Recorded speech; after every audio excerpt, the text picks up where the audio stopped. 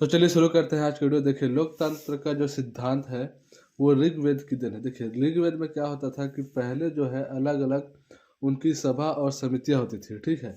तो लोकतंत्र में बेसिकली हम लोग पढ़ने क्या वाला है कि लोकतंत्र जो है ग्रीक के मूल शब्द डेमोस से लिया गया है, ठीक है। डेमोक्रेसी को क्या बोलते हैं ग्रीक में? डेमोस, फिर उसको अलग कर देंगे क्रेसी।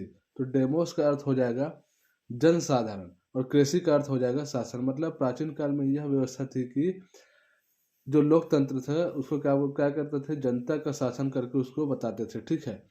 तो ऋग्वेद में इसका क्या सिद्धांत हो सकता है? देखिए, लोकतंत्र का जो सिद्धांत है हम लोग जो लेकर चल रहे हैं वो हमारी जो संस्कृति है, आज की जो वर्तमान जो हम जो शासन व्यवस्था है वो पुरानी शासन व्यवस्था से अलग तो नहीं थी, लेकिन उनसे मिलता जुलता थी, ठीक है। उनसे उनसे जो है मिलता जुलता कहीं ना कहीं उस पर आधारित थी, ठीक है।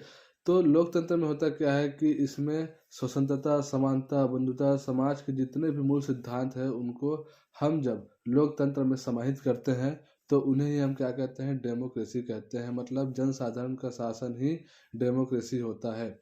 तो लोकतंत्र के सिद्धांत को अगर वेदों से लिया जाए तो इसमें कोई गलत वाली बात है ही नहीं, क्योंकि ऋग्वेद और अथर्ववेद में सभा और समिति नाम की दो चीजें होती थी जो शासन व्यवस्था को चलाने में मदद करती थी। ऐसी ही जो ऐसी ही अलग अलग जो सिद्धांत है वो राजाओं के द्वारा भी लिया जाता था। जैसे कि यहाँ पर हम लोकतंत्र को अलग तरीके से करेंगे और गणतंत्र को अलग तरीके से करेंगे, ठीक है। तो लोकतंत्र में बेसिकली यहाँ पर देखिए, लोकतंत्र में हम जब उनको समझते हैं तो आधुनिक जो हमारी संसदीय जो प्रणाली है वो कहीं ना कहीं हमारे ऋग्वेद से लिया गया है। क्योंकि आत्रेय ब्राह्मण, पाणिनि की अष्टाध्याय, कौटिल्य के अर्थशास्त्र, महाभारत, जितने भी अशोक स्तंभ के शिलालेख हैं या मनु स्मृतियाँ लिखी गई हैं वो जो है सारी चीज़ें हैं वो हमारे ऋग्वेद का ही देन है। उनसे पुराने जो चीज़ें हम जो लेकर शासन व्यवस्था में आज हम इंक्लूड करते हैं, इंपोर्ट करते हैं, तो ये जो सारी चीज़ें हैं वो लोकतंत्र का ही देन है, ठीक है। अब देखते हैं गणतंत्र। गणतंत्र में क्या होता था कि अलग अलग जो है ऋग्वेद में उसको कैसे लिया जाता था, अथर्ववेद में कैसे लिया जाता था। तो गणतंत्र का भी इसमें कहीं ना कहीं हमारा रोल रहा है।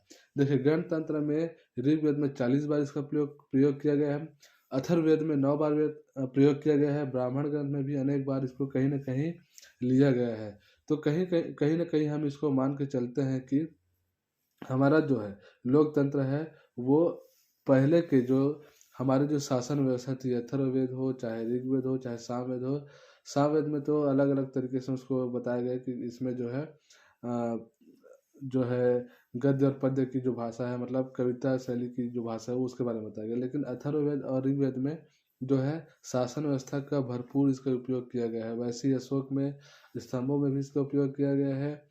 अशोक में क्या क्या बताया गया कि जो अलग अलग मगध का जो प्रदेश होता था, लिच्छवी हो, वैशाली, मल्लक, मदक, कम्बोज, ये सारे जो है गणतंत्र का ही संघ है, लोकतांत्रिक व्यवस्था का ही उदाहरण है। तो हम कहीं ना कहीं इसको बता देते हैं कि हमारा जो है लोकतंत्र ऋग्वेद का ही देन है, ठीक है। तो आप लोग को ये उल्लेख कैसा लगा है, आप लोग को ये चीज़ें आपके द्वारा मेरे द्वारा बताई हुई चीज़ें आपको कैसे लगा, आप हमें कमेंट बॉक्स में ज़रूर बताइए कि हमारी जो शासन व्यवस्था वाकई में पुराने चीज़ों का ही देन है।